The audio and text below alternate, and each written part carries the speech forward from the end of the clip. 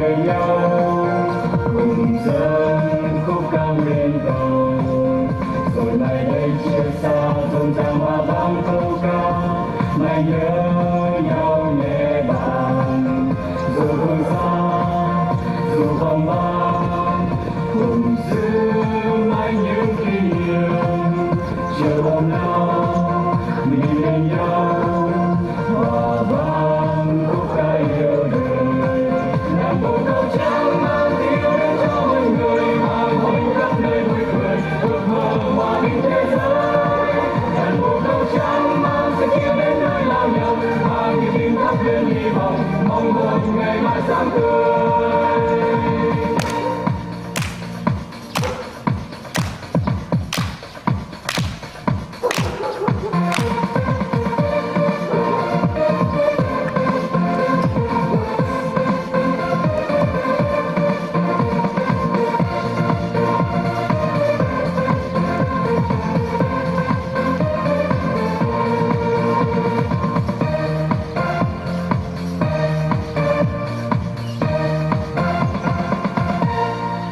Ngày lần hơn yêu ơi, mình về bên nhau nơi đây để hát chuông giao đường.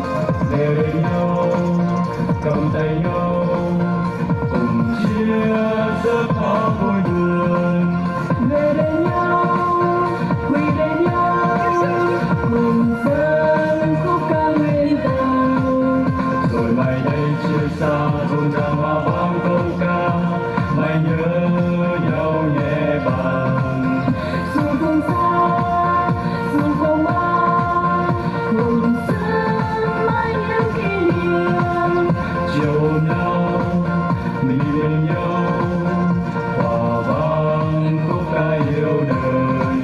Nàng bộ câu trắng mang tiếng đến cho mọi người, mang hồn khắp nơi vui cười ước mơ hòa bình thế giới.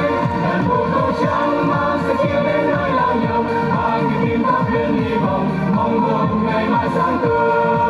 Nàng bộ câu trắng mang tiếng đến cho mọi người, mang hồn khắp nơi vui cười ước mơ hòa bình thế giới. Nàng bộ câu trắng mang sẽ kia đến nơi lao nhau, mang niềm tin thắp lên hy vọng, mong một ngày mai sáng tươi. Nàng bộ câu